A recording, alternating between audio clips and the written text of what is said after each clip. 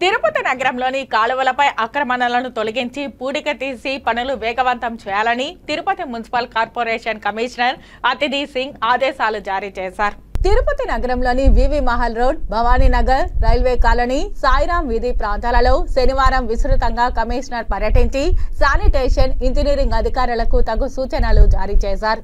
వివి మహల్ రోడ్డుకు ఇరువైపులా వెళ్తున్న ప్రధాన కాలువపై ఆక్రమణలు తొలగించి అటు తర్వాత పూర్తి స్థాయిలో సిల్ట్ తొలగించి ఎలాంటి ఆటంకాలు రాకుండా కాలువల్లోకి మురుగునీరు ప్రవహించేలా తగు చర్యలు చేపట్టాలన్నారు.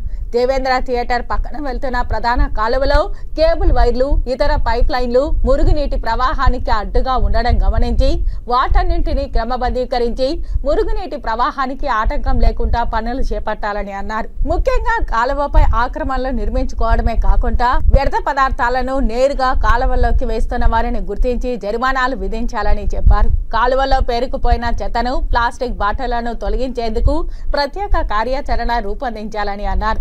కాలువల్లో వ్యర్థాలు వేయకుండా ప్రజలకు అవగాహన కల్పించాలని, ప్రతిరోజు నిర్ణీత సమయాల్లో చెత్తను సేకరించేందుకు పారిశుద్ధ్య సిబ్బందికి ఆదేశాలు జారీ చేయాలన్నారు. తిరుపతి పరిశుభ్రతకు ప్రజలు సహకరించాలని, నగర పరిశుభ్రతకు అందరం కలిసి శ్రమిద్దామని ఈ సందర్భంగా కమిషనర్ అతిథి సింగ్ ప్రజలను ఉద్దేశించి విజ్ఞప్తి చేశారు. ఈ కార్యక్రమంలో municipal corporation health officer doctor Yuva Anvesh Reddy, municipal engineer Venkatramareddy, DE Sravani, sanitary supervisor Chenchaiah తదితరులు పాల్గొన్నారు.